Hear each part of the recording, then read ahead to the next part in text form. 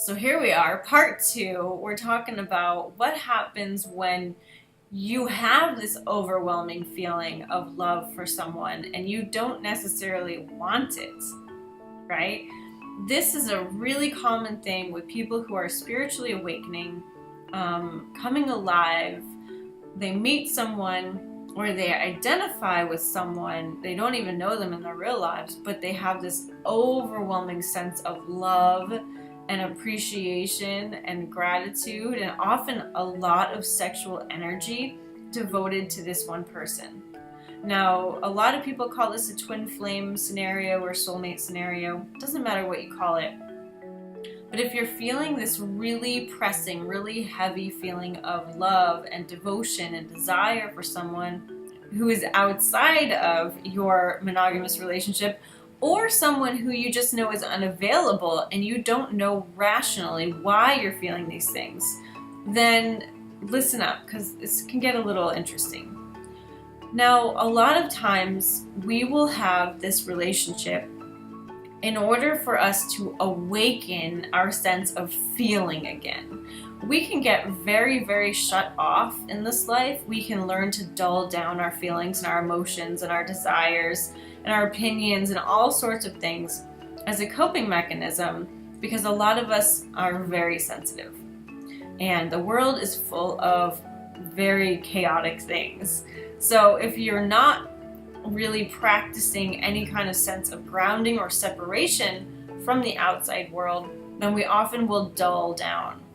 Thinking, people who smoke cigarettes, drink alcohol, stay in their house all day. Like, there are a lot of other ways to cope, but most of them involve dulling down your senses.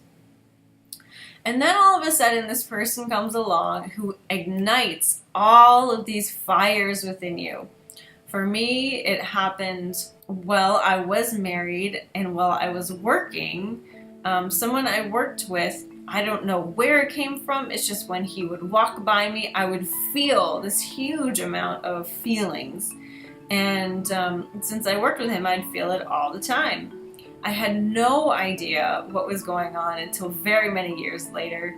All I knew was that rationally, it wasn't the same thing as like falling in love with someone in a logical way. I wasn't, this guy was married. I wasn't looking to disrupt anything. I wasn't looking for another partner because I was already married and very devoted to my husband.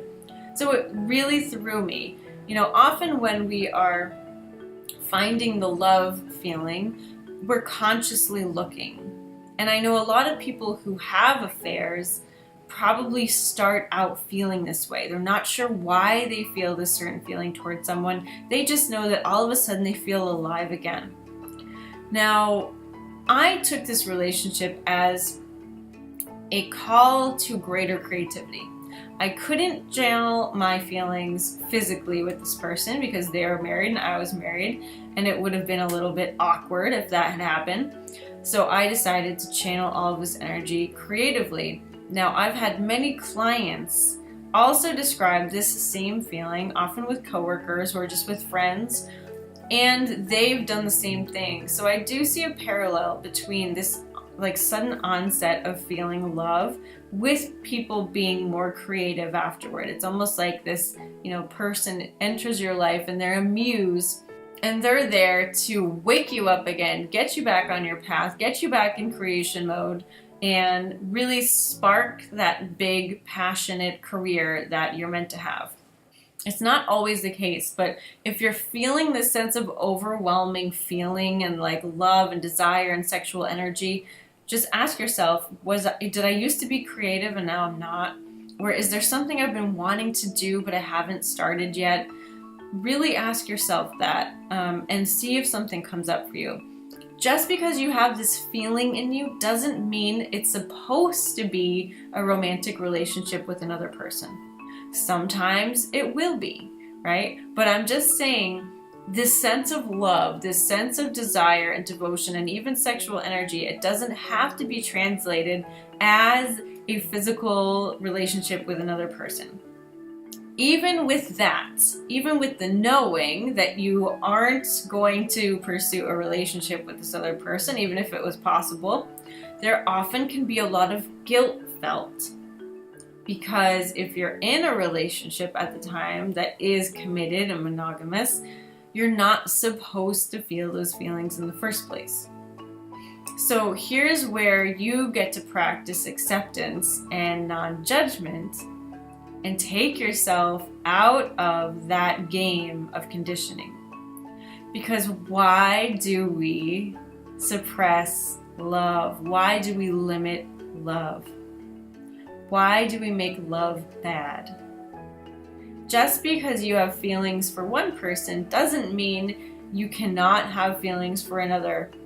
They're not mutually exclusive. They do not take away from one another. If you have 2 children, you don't love the second one less, or you don't love the first one less, right? There's more love to be had. And as I started allowing more love to be present in my life, I found there's more love over here, and there's more over here, and there's more over here. It enhanced my life completely when I accepted it, when I received it as a gift. And I've seen this happen for many other people as well who are in this position. There are many reasons why you could be having these feelings. Oftentimes, we're having parallel lives in other realities that would warrant this kind of feeling.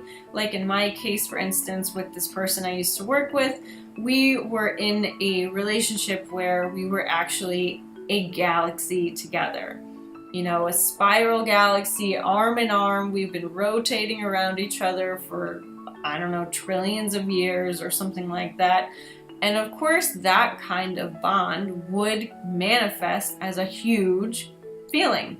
If you're rotating with someone, if you're basically one unit with someone for that amount of time, it's going to be felt on a different dimension, on a different plane.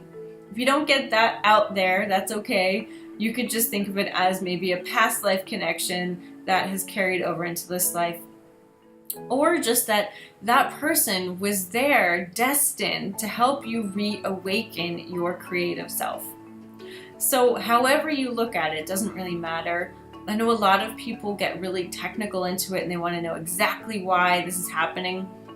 And some people really do ascribe to the kind of old version of twin flame where it's one soul breaking apart, and that's why you feel such a connection. Whatever makes sense for you, you can go with.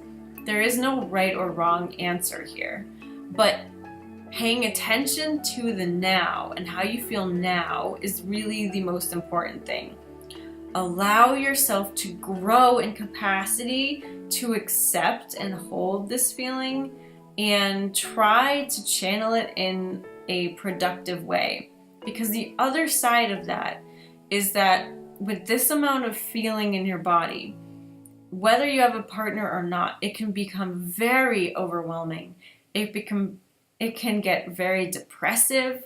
You can get very moody. The feeling can go from love to longing.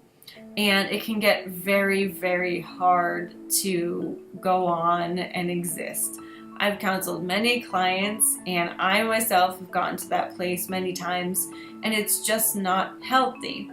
There's nothing wrong with going through that experience if that's what you're seeking, but all you need to do to get out of that is to go into acceptance mode instead of resistance mode and just allow for the feeling to exist in your body. So thank you for watching part 2. In part 3, we're going to talk more about how you can allow more love to exist in your life, even if you don't have this kind of overwhelming love feeling. Maybe you just have a curiosity and you want to see what it's like outside of a monogamous relationship. We're going to talk about that in part 3. Thank you so much for watching. If you're new to intuitive art and you've never done it with me, go to intuitiveartacademy.com for your free class. You'll learn how to have a conversation with your higher self in 3 easy steps. That's intuitiveartacademy.com. And if you're already a pro or you've done the free class and you want to learn more about creating abundance from your purpose, go to workyourpurpose.com and you'll watch a free video series all about what it takes to create a purposeful income from doing what you love. All right, enjoy, and I will see you later. Bye-bye.